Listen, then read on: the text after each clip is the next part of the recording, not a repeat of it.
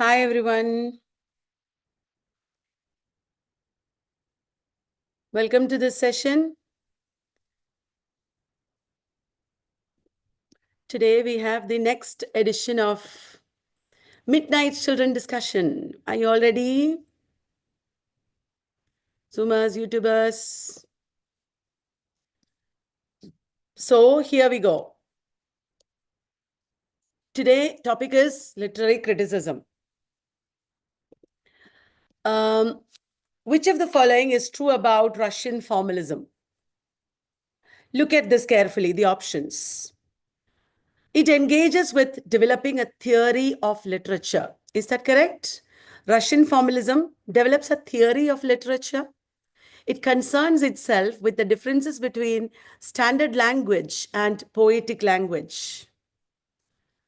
It is correct, isn't it? Because Jan Mukhorovsky wrote an essay called Standard Language and Poetic Language. And also, Russian formulas are all about literariness. How poetic language or literary language is different from ordinary language. Let us see option C. It engages itself with the historicity of the text. That is absolutely wrong, isn't it? Russian formalism is not talking about history at all. C is wrong. It focuses on the genres of literature.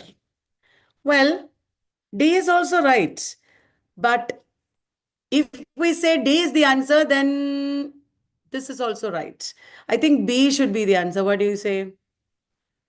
B should be the answer because D is contained in B. Because genres have their own language. B is more general. Yes. So B is the answer. Correct. It concerns itself with the differences between standard language and poetic language. It was Jan Mukhorovsky who wrote Standard Language and Poetic Language essay also. Okay. Now, second question. Who defined literature as the sum total of all the stylistic devices employed in it? The sum total of all the stylistic devices employed in it. Russian formalism is about form, style. Is it Viktor Shklovsky, Roman Jakobson, Boris Eichenbaum or Reichenbaum or Mayakovsky? The sum total of all stylistic devices employed in it. When you don't know the answer exactly, I would always say go for the simple answer, and that is the answer, Viktor Shklovsky. Simple, the most basic Russian formalist. Why do you want to choose Boris Eichenbaum when you don't know whether he said that? It is Viktor Shklovsky in Art as Technique, 1917 work. Remember? Yes. Russian formalism, again, foregrounding now. Who is associated with the concept of foregrounding? What is foregrounding? The intentional distortion of linguistic components. Intentional distortion of linguistic components.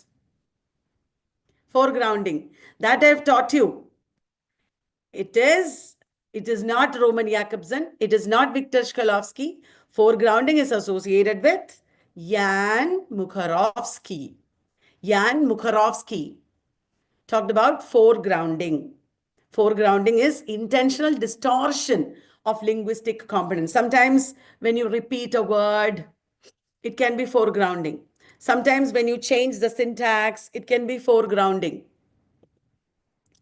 The concept of narratee, which refers to different kinds of persona, dear reader, dear madam, the the narrator is addressing the discourse, and the discourse becomes a narratee.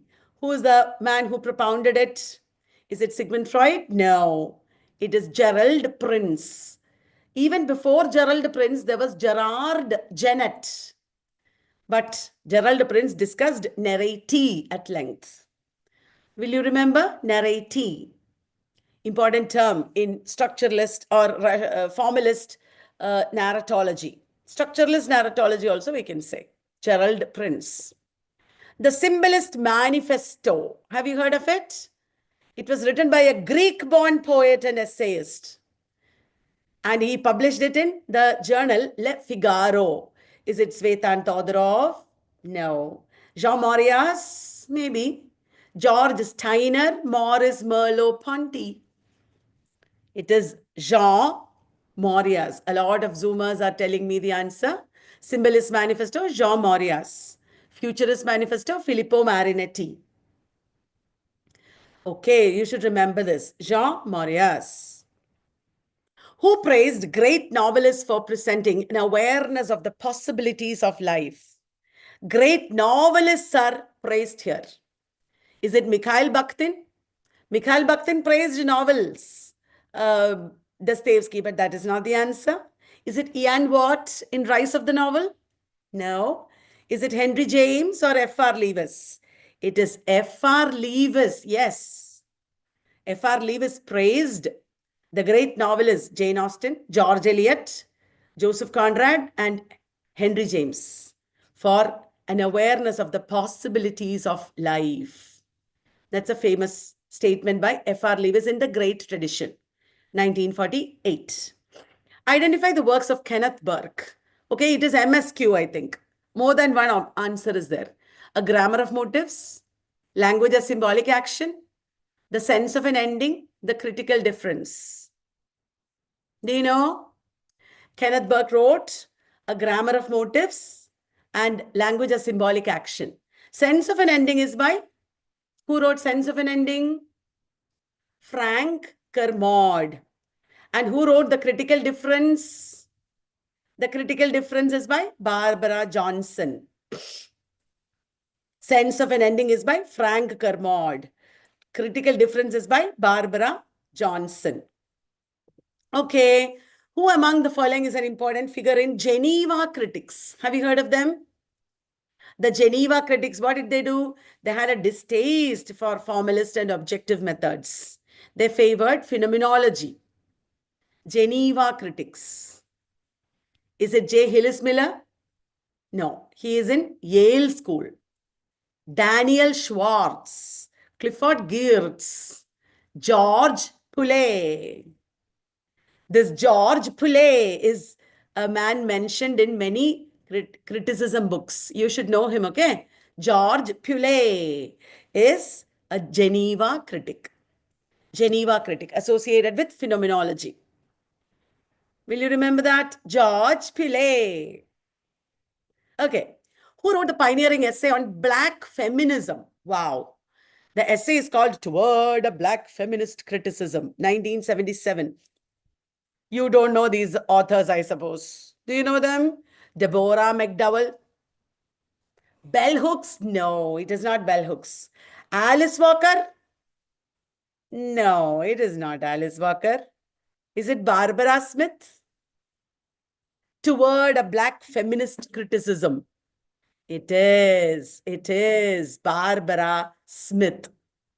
Toward a Black Feminist Criticism is a pioneering essay by Barbara Smith. Barbara Smith is a major African-American critic. Will you remember that? Very good. Next question. NTA Net English, regular offline classes and online classes are both there. You know, guys, you will be surprised. You want to see something or hear something? You know what I did? I sat down and calculated for you.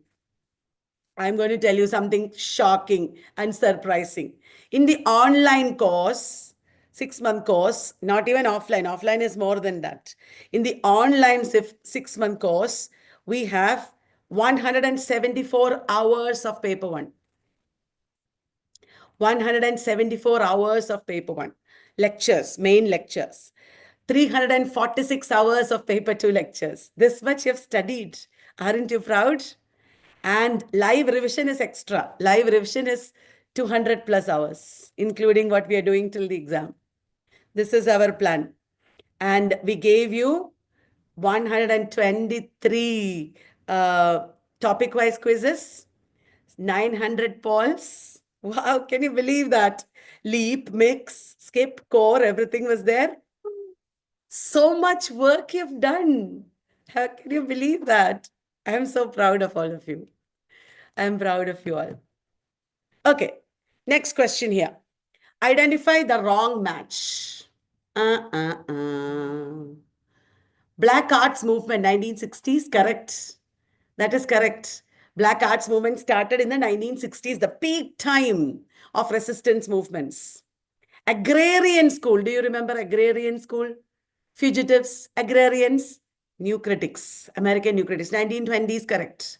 Objectivist poets, if you don't know, I'm telling you 1930s is correct.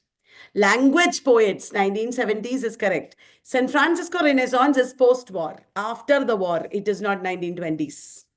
San Francisco Renaissance is after the war. So 1960s, 50s, like that. San Francisco, language poets, New York poets, Black Mountain poets, they're all post-war poets. Will you remember? When you study, you should remember like that. Oh, this is after the war, this is before the war, like that. Okay. J. Hillis Miller argued that all texts are unreadable. Ayyo. J. Hillis Miller, remember the man who wrote Critic as Host? What does this mean? All texts are unreadable. When you get a question like this, relax and think. It is very obvious. Texts are never open to one definitive univocal interpretation. Sounds very big. Maybe that is the answer.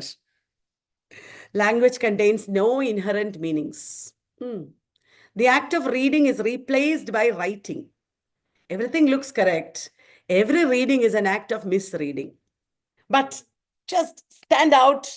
Which of these is the answer? All texts are unreadable means A. Texts are never open to a single definitive univocal interpretation. That means many interpretations are there. When you get a question like this, don't get stressed out. Just relax. Don't think too much. If you are confused, don't think too much. Oh, this is one big option. So maybe that is the answer. Like that, you should casually think. It will be right. Okay. Don't overthink and go wrong. Okay. Right. Who of the following is associated with the Journal of the History of Ideas? Journal, you know this man. He wrote Great Chain of Being. Arthur Lovejoy. Arthur Lovejoy is associated with Journal of the History of Ideas. Okay, Journal of the History of Ideas. What did Lionel Trilling write? Liberal Imagination. V.L. Parrington, I have no idea. Irving Babbitt is an American new humanist. Irving Babbitt, American new humanist. Okay, who of the following condemned the new critics as reactionary and obscurantist? Again, relax. Somebody is against new critics. Is it Geneva critics, Chicago critics, myth critics, feminist critics? New critics are reactionary. Obscurantists, why are they speaking like this? It is Chicago, means neo-Aristotelians. Why do you want to say all these extreme things? Chicago school says, go back to Aristotle. Chicago school is at the same time as new critics, and Chicago school is neo-Aristotelians. New critics are too much. Thought Chicago school. R.S. Crane, Elder Olson, Richard McKeown, Wayne C. Booth. Don't get stressed, okay? I'm just giving you some extra details. Who argued? This is easy for you because there is a clue there. You know something about this. Who argued what we need is criticism incorporated or criticism limited? Criticism incorporated is an essay by one man. Which man?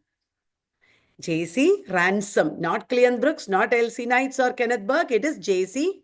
Ransom, who wrote Criticism Incorporated in the book The World's Body. The World's Body. Okay.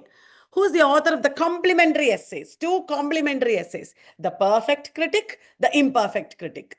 Ayyo. Somebody wrote Perfect Critic, Imperfect Critic. Two essays. You don't know? Just wildly guess. Which is your hunch? Aya Richards, Rene Wellek. J.C. Ransom, T.S. Eliot. T.S. Eliot. It is T.S. Eliot. Perfect critic, imperfect critic. Okay, will you remember? T.S. Eliot. Okay, T.S. Eliot wrote so many essays, right? Perfect critic, imperfect critic. T.S. Eliot. Will you remember? When you get confusing options, don't go for the big names. Okay, maybe it is wrong. They're trying to stress you out. Maybe. Okay. Who's the author of The Signifying Monkey? A theory of African American literary criticism. Signifying Monkey. Do you know? W.E.B. Du Bois, Angela Davis, Bell Hooks, Henry Louis Gates Jr. What do you think? Henry Louis J. Gates Jr. is the answer. W.E.B. Du Bois wrote The Souls of Black Folk. The Souls of Black Folk. Henry Louis Gates Jr. wrote Signifying Monkey. Okay, monkeys will jump gates and come. Okay, they will not stay inside the gate. If you have gate, no problem. They'll jump and come. Henry Louis Gates Jr. It's a very pioneering work of African American literary criticism. Okay. Who in the limits of interpretation? There is a book called Limits of Interpretation. Argued that critics have gone too far in dominating text and destroying meaning. Too far they went. Is it Susan Sontag? Susan Sontag wrote against interpretation. Susan Sontag is against interpretation, not limits of interpretation. Umberto Eco, Terry Eagleton, Homi Bhabha. It is Umberto Eco. Umberto Eco wrote Limits of Interpretation. You should remember, okay? Umberto Eco wrote lots of non-fiction work like that. One book on research also. How to write a thesis. Umberto Eco wrote novels also. What did he write? The Name of the Rose, Foucault's Pendulum, The Prague Symmetry. Umberto Eco was also a semiotician. He wrote books on semiotics. You should not get stressed, okay? Are you getting stressed? No. Right. Reading against the grain is a term associated with dash. Who wrote Reading Against the Grain? It's a term famously associated with. Is it Jacques Derrida, Frederick Jameson, Terry Eagleton, or Lionel Trilling? What is the meaning of reading against the grain? That means analyzing the dominant meaning and then doing resistant reading. Doing resistant reading. That is called reading against the grain. It is very famous term associated with Terry Eagleton. Terry Eagleton. All this I have taught you. And obviously, many of you did not study, but it's okay. There is still time. Terry Eagleton wrote about reading against the grain. Okay, who among the following is not a major figure in ecological studies? You should do a little bit of research on your own on ecological studies, eco-criticism and all. Have you heard of Timothy Morton, Lawrence Buell, Annie Potts, Leonard Davis? Leonard Davis is disability studies theorist. Leonard Davis is disability studies theorist. Lawrence Buell wrote The Environmental Imagination. Liberal imagination is by Lionel Trilling. The romantic imagination is by C.M. Baura. The environmental imagination is by Lawrence Buell. Enforcing normalcy. That is what Leonard Davis wrote. He has written many works. Okay. Timothy Morton is also there. Deep ecology and things like that. Okay. Will you just do a little bit of reading on your own? Major theorists and major books in ecological studies, etc. Leonard Davis is in disability studies. Which theory? My laptop charge is going out, so I just quickly finished.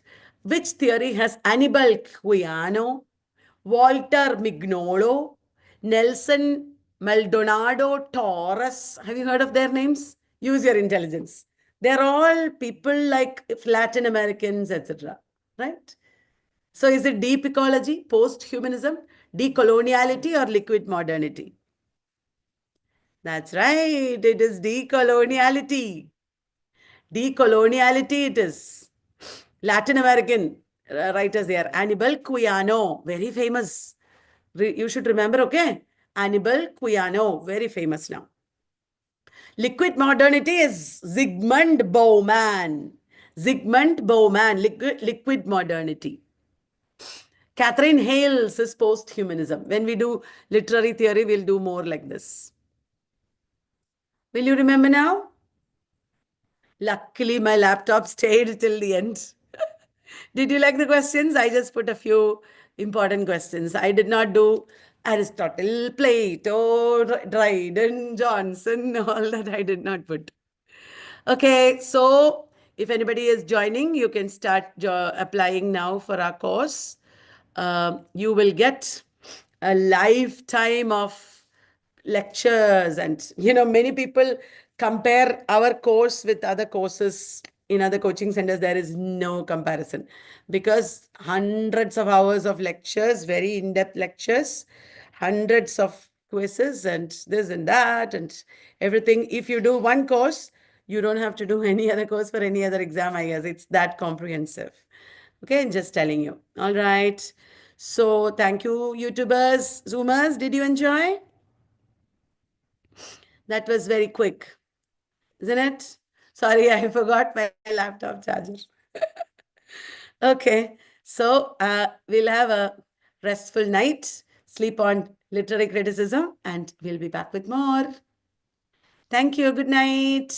Bye.